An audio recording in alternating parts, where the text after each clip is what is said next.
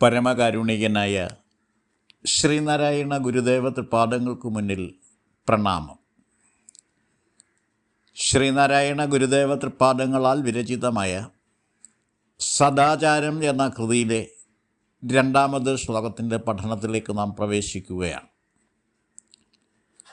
ധർമ്മം ജയിക്കുന്നു, സത്യം ജയിക്കുന്നിങ്ങു സർവദാ, അധർമ്മവും ജയിക്കുന്നില്ല സത്യവും ഒരിക്കലും.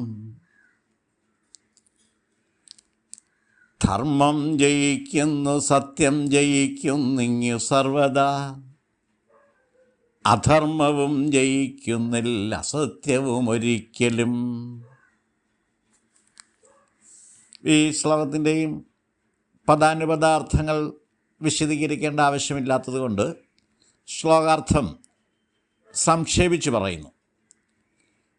ഈ ലോകത്ത് ആത്യന്തികമായ വിജയം സത്യത്തിനും ധർമ്മത്തിനുമായിരിക്കും എന്നാണ് ഇവിടെ പറഞ്ഞിരിക്കുന്നത്. അധർമ്മവും അസത്യവും താൽക്കാലികമായി വിജയം നേടാമെങ്കിലും ആ വിജയം അസ്ഥിരമായിരിക്കും എന്നാണ് ഈ പറഞ്ഞിരിക്കുന്നതിൻ്റെ സാരം. സത്യമേവ ജയതേ, ഭാരതത്തിൻ്റെ ഔദ്യോഗിക മുദ്രാവാക്യമാണിത്. ഈ മുദ്രാവാക്യത്തിൻ്റെ നേർവിവർത്തനമാണ് സത്യം ജയിക്കുന്നു സർവദാ എന്ന ഗുരുകൃതമായ വരി.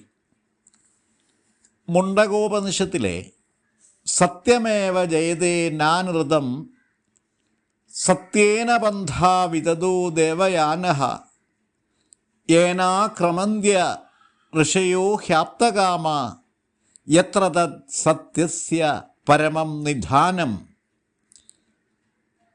എന്ന മന്ത്രം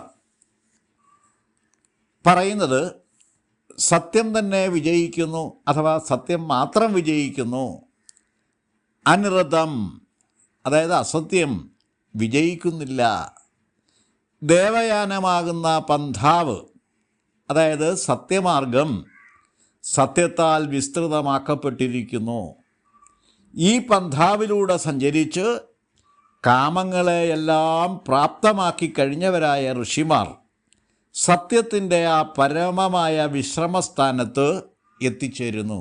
വിശ്രമസ്ഥാനം എന്ന് പറയുമ്പോൾ അതിനപ്പുറത്തേക്ക് പിന്നീട് കണ്ടെത്താനായി ഒന്നുമില്ല. അപ്പോൾ അവിടെ പിന്നെ ശ്രമം ആവശ്യമില്ല. വിശ്രമം, സത്യാന്വേഷണം അവിടെ പൂർത്തിയാവുകയാണ്. ആ അർത്ഥത്തിലാണ് വിശ്രമത്തെ മനസ്സിലാക്കേണ്ടത്. അപ്പോൾ ഈ മന്ത്രത്തിലെ ആദ്യത്തെ വരിയുടെ മലയാള വിവർത്തനമാണ് സത്യമേവ ജയതേ നാനൃതം എന്ന ഒറ്റ വരിയുടെ വിവർത്തനമാണ് ധർമ്മം ജയിക്കുന്നു, സത്യം ജയിക്കുന്നിങ്ങു സർവദാ, അധർമ്മവും ജയിക്കുന്നില്ല അസത്യവും ഒരിക്കലും എന്ന ഗുരുവിൻ്റെ ശ്ലോകം. ഒന്നാം ശ്ലോകത്തിൽ ദ്രാവിഡ വേദപ്പൊരുളിനെ ആശ്ലേഷിച്ച ഗുരു രണ്ടാം ശ്ലോകത്തിൽ സംസ്കൃത വേദപ്പൊരുളിനെയും ആശ്ലേഷിച്ചിരിക്കുന്നു. സർവമതസാരവും ഏകം എന്ന മഹാവാക്യത്തെയാണ് ഇവിടെയും ഗുരു അടിവരയിട്ട് സമർത്ഥിച്ചിരിക്കുന്നത്. ഇത്രയും കാര്യങ്ങളാണ് ഈ ശ്ലോകത്തെപ്പറ്റി വിശദീകരിക്കാനായിട്ടുള്ളത്. ഞാൻ എൻ്റെ വാക്കുകൾ ഉപസംഹരിക്കുന്നു. ഗുരുധർമ്മം ജയിക്കട്ടെ.